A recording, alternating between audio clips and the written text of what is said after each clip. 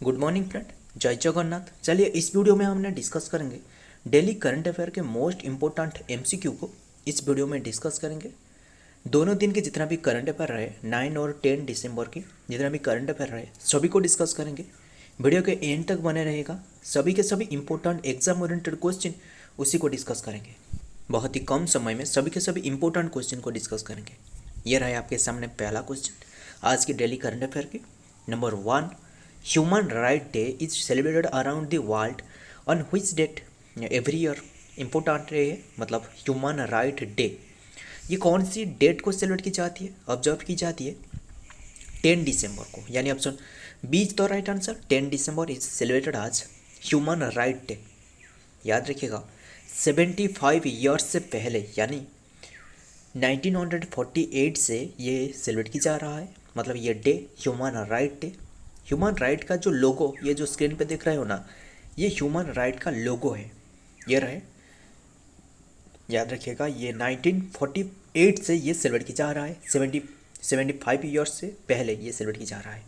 याद रखिएगा ये इम्पोर्टेंट डे है, मतलब ह्यूमन राइट डे 10 दिसंबर को सेलिब्रेट की जाती है। यहाँ भी कुछ इंपॉर्टेंट डे रहे, सभी के सभी दिसंबर मंथ की जितना भी हमने डिस्कस की सभी के सभी इंपॉर्टेंट डे रहे हैं। 1 दिसंबर world AIDS day, important day है। 1 दिसंबर को वर्ल्ड एड्स डे के रूप में सेलिब्रेट की जाती है। 2 दिसंबर नेशनल पॉल्यूशन कंट्रोल डे के रूप में सेलिब्रेट की जाती है। और 2 दिसंबर को भी सेलिब्रेट की जाती है वर्ल्ड कंप्यूटर लिटरेसी डे के रूप में भी सेलिब्रेट की जाती है 2 दिसंबर को। 4 दिसंबर इंडियन नेवी डे 4 दिसंबर। 5 दिसंबर को सेलिब्रेट की जाती है वर्ल्ड सॉयल डे सेलिब्रेट की जाती है 5 दिसंबर को। और 5 दिसंबर को और एक डे भी रहे, international volunteers day, important day. 6 दिसंबर सेलिब्रेट की जाती है Mahaparinirvan day of doctor Bhimrao Ambedkar. याद रखिएगा उनके द्वारा ये मतलब सेलिब्रेट की जाती है। और ये जो भीमराव अंबेडकर का जन्म हुआ था, बॉर्न है 14 अप्रैल 1891 में। कौन सी स्टेट में? मध्य प्रदेश में। भीमराव अंबेडकर जो कि BR अम्बेडकर जो कि हमारा मतलब फादर, कॉन्स्टिट्यूशन का फादर है। याद रखिएगा इम्पोर्टेंट है। 7 दिसंबर को सेलिब्रेट की जाती है armed forces day, armed forces flag day के रूप में सेलिब्रेट की जाती है आर्म्ड फोर्सेस फ्लैग डे। और 7 दिसंबर को और एक इम्पोर्टेंट डे है, याद रखिएगा international civil aviation day, international civil aviation day के रूप में भी सेलिब्रेट की जाती है। मतलब 7 दिसंबर को armed forces day, armed forces flag day and international civil aviation day. याद रखिएगा 9 दिसंबर को सेलिब्रेट की जाती है इंटरनेशनल डे एग्नेस्ट करप्शन, और मतलब करप्शन के एग्नेस्ट ये डे सेलिब्रेट की जाती है 9 दिसंबर को। और इंटरनेशनल एंटी करप्शन डे के रूप में सेलिब्रेट की जाती है, यानी IACD की डे के रूप में सेलिब्रेट की जाती है इंटरनेशनल एंटी करप्शन डे के रूप में। याद रखिएगा इंपॉर्टेंट डे है 9 दिसंबर। Next question number 2, important question है। Which of the following country has built the world's largest nuclear fusion reactor. Important है, कौन सी कंट्री ने अभी बनाया है, मतलब लार्जेस्ट, वर्ल्ड का धरती का सबसे लार्जेस्ट न्यूक्लियर फ्यूजन रिएक्टर। मतलब ये न्यूक्लियर पावर प्लांट, मतलब न्यूक्लियर फ्यूजन रिएक्टर, ये अभी जो कि काफ़ी सारे न्यूज़ में रहे। याद रखिएगा ये जो सबसे लार्जेस्ट न्यूक्लियर फ्यूजन रिएक्टर ये बनने वाला है जापान एंड यूरोपियन यूनियन के बीच, यानी option be the right answer, Japan and European union. याद रखिएगा इसका जो नाम रहे, मतलब सबसे जो लार्जेस्ट न्यूक्लियर फ्यूजन रिएक्टर, इसका नाम है JT60SA।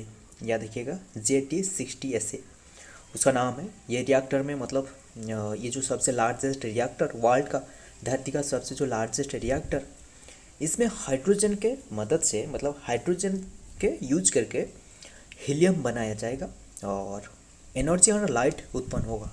याद रखिएगा हाइड्रोजन के मदद से, इम्पोर्टेंट है, मतलब एनर्जी और लाइट उत्पन्न होगा। सबसे लार्जेस्ट मतलब ये सबसे न्यूक्लियर फ्यूजन रिएक्टर है, मतलब सबसे लार्जेस्ट न्यूक्लियर फ्यूजन रिएक्टर ये बनने वाला है जापान और यूरोपियन यूनियन के बीच। याद रखिएगा इम्पोर्टेंट है। आगे बढ़ number 3, who has become the first Indian women to operate the Mars rover mission with the NASA America space research administration. Important question है। नेशनल एरोनॉटिक्स स्पेस एडमिनिस्ट्रेशन जो रहे मतलब नासा, उसका नाम है नासा। इसका मतलब कौन सी Indian women, first Indian women to become the first Mars rover mission पे उन्होंने काम किया, उसका नाम है, हमने इसके बारे में डिस्कस की है, इसका नाम है Akshata Krishnamurthy. Option D is the right answer, Akshata Krishnamurthy. अभी करेंटली हमने डिस्कस की थी इसके बारे में, और अभी भी उन्होंने मतलब हमने इसके बारे में डिस्कस कर रहा हूँ। याद रखिएगा अक्षता कृष्णमूर्ति जो कि स्पेस रिसर्च एडमिनिस्ट्रेशन यानी जो अमेरिका की है, NASA national aeronautics space administration, इसके थ्रू उन्होंने मतलब काम पर लगी है मार्स मिशन पे, मार्स रोवर मिशन पे। याद रखिएगा मतलब जो मंगल ग्रह का जो सैंपल कलेक्ट करना इसका मेन रोल रहे। इसका रोवर की मदद से उन्होंने मंगल का मतलब मार्स का जो सैंपल कलेक्ट करके अर्थ पर लाने वाला है। याद रखिएगा उसका नाम है अक्षता कृष्णमूर्ति। इंपॉर्टेंट क्वेश्चन है, फर्स्ट इंडियन वुमेन इसीलिए इंपॉर्टेंट है, और नासा में काम किया उन्होंने। Next question number 4 important question है, which dance of Gujarat added in UNESCO to intangible cultural heritage list. Important question है, व्हिच डांस ऑफ गुजरात की कौन से डांस मतलब UNESCO intangible cultural heritage list में शामिल की गई है। याद रखिएगा गुजरात की कौन सी डांस हो सकता है, यह है garba dance. Option C is the right answer, garba dance. अभी करेंटली उन्हें मतलब 2023 में गरबा डांस को UNESCO heritage intangible cultural heritage list में उन्हें शामिल की गई है। ये डांस को याद रखना इम्पोर्टेंट है। और यूनेस्को क्या है, मतलब यूनेस्को जो इसका फुल फॉर्म क्या है, याद रखिएगा इंपॉर्टेंट हो सकता है। यूनेस्को का फुल फॉर्म है United Nation Educational Scientific and Cultural Organisation. याद रखिएगा यूनेस्को का फुल फॉर्म है United Nation Educational Scientific and Cultural Organisation. Important है मतलब यूनेस्को में शामिल की गई है गरबा डांस गुजरात की। याद रखिएगा इंटेंजिबल कल्चरल हेरिटेज लिस्ट में गरबा डांस को शामिल की गई है। Next number 5 former president Ramnath Kovind launches book नया भारत। याद रखिएगा इम्पोर्टेंट है, बहुत इंपॉर्टेंट है। जो फॉर्मर प्रेसिडेंट है हमारा इंडिया का वो है रामनाथ कोविंद, लॉन्च की है एक बुक, उसका नाम है नए भारत का, याद रखिएगा नए भारत का संवेदा। उसका नाम है, बुक का नाम है नया भारत का संवेदा। इन व्हिच प्लेस, कौन से प्लेस में उन्होंने इनागुरेट की है मतलब लॉन्च की है, न्यू दिल्ली में। Option A is the right answer, new Delhi. Farmer जो प्रेसिडेंट है रामनाथ कोविंद, उन्होंने ये जो बुक है नए भारत का संवेदा, उन्होंने ये लॉन्च की है न्यू दिल्ली में। यह ट्यूसडे यानी 7 दिसंबर 2023 को लॉन्च की गई है। किसके द्वारा, रामनाथ कोविंद के द्वारा। इम्पोर्टेंट है, बहुत इम्पोर्टेंट है। ये बुक में मतलब प्राइम मिनिस्टर नरेंद्र मोदी का कॉन्स्टिट्यूशन के बारे में जो रिप्रेजेंट है ना, मतलब उनके बारे में क्या कहना है, मतलब इसके द्वारा रिप्रेजेंट की गई है। मतलब प्राइम मिनिस्टर का जो भाषण को इसमें रिप्रेजेंट की गई है। मतलब अभी जो करेंटली जो प्राइम मिनिस्टर है उनका मतलब कॉन्स्टिट्यूशन के बारे में क्या कहना है, मतलब उनका भाषण को जो कि रिप्रेजेंट की गई है, मतलब रामनाथ कोविंद ने ये जो कि लॉन्च की है, ये नए भारत का संवेदा। याद रखिएगा काफ़ी इम्पोर्टेंट है। और याद रखिएगा रामनाथ कोविंद ने ऐसे ही बताया कि मतलब हर एक नागरिकों को कॉन्स्टिट्यूशन के बारे में पता होना ही चाहिए, मतलब उन्हें पता होना चाहिए कॉन्स्टिट्यूशन के बारे में। याद रखिएगा। और मैं आपको बता दूँ, बहुत इम्पोर्टेंट है, मतलब हमारे जो अभी जो करेंटली जो कॉन्स्टिट्यूशन रहे, ये अडॉप्ट की गई थी कौन सी डेट को अडॉप्ट की गई थी नवंबर 26, 1949 में। याद रखिए नवंबर 26, 1949 में। इम्पोर्टेंट है, याद रखिएगा। और अभी करेंटली हमारा जो मतलब कॉन्स्टिट्यूशन का जो फादर है, मतलब वो है फादर है याद रखिएगा डॉक्टर बी आर अम्बेडकर। याद रखिएगा। और अभी करेंटली हमारा कॉन्स्टिट्यूशन में 1 प्रियम्बल वन प्रियम्बल, 395 आर्टिकल। मतलब ये अभी नहीं, मतलब ये जो लिस्ट देख रहे हो ना, ये मतलब preamble 1, preamble 395 article, 22 parts and 8 schedule पहले से ही था, याद रखिएगा। बट अभी जो रहे, अभी जो करंटली रहे इसका लिस्ट ये जो देख रहे हो, याद रखिएगा 448 आर्टिकल रहे अभी करेंटली जो रहे, मतलब अभी जो करेंटली आर्टिकल रहे 448 आर्टिकल, मतलब 395 से चेंज करके 448 आर्टिकल रखा गया, याद रखिएगा। और मतलब जो रखा गया ड्यू टू 104 अमेंडमेंट के जरिए, याद रखिएगा। 25 पार्ट्स रहे, मतलब पहले से ही 22 पार्ट्स था, बट अभी 25 पार्ट रहे एंड 12 शेड्यूल, 8 शेड्यूल था, ये 12 शेड्यूल हुआ। बहुत इंपॉर्टेंट है, ये सभी को याद रखिएगा, मतलब हमारा कॉन्स्टिट्यूशन के बारे में याद रखिएगा। ये क्वेश्चन में बस आपको इतना ही याद रखना चाहिए, मतलब ये जो नए भारत का संविधान, ये मतलब फॉर्मर प्रेसिडेंट रामनाथ कोविंद के द्वारा लॉन्च की गई है न्यू दिल्ली में। आगे बढ़ते हैं, number 6, in recently which of the following magazine select Lionel Messi as the athlete of the year award of the year 2023, मतलब एथलीट ऑफ द ईयर 2023 के रूप में मतलब लियोनल मेसी उन्हें सिलेक्ट किए हैं कौन सी मैगजीन ने, इंपॉर्टेंट है ये, टाइम मैगजीन ने। Option D is the right answer, time magazine. मतलब अभी रिसेंटली टाइम मैगजीन ने मतलब सिलेक्ट की है लियोनल मेसी को, लियोनल मेसी उन्हें सिलेक्ट की, मतलब athlete of the year award of the year, sorry athlete of the year 2023 के रूप में उन्हें सिलेक्ट की गई है लियोनल मेसी को, याद रखिए।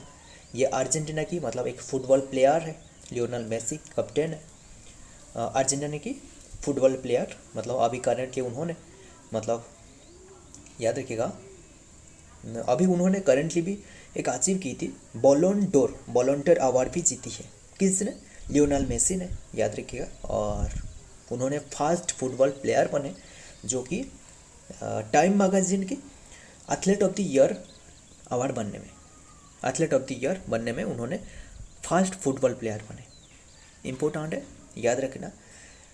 बस इतना ही याद रखना, टाइम मैगजीन ने उन्हें सिलेक्ट की है लियोनल मेसी को। Next question number 7, the UK government has select whom as the new chairman of the BBC, किससे सिलेक्ट की है यूके गवर्नमेंट ने जो कि न्यू चेयरमैन ऑफ बीबीसी की।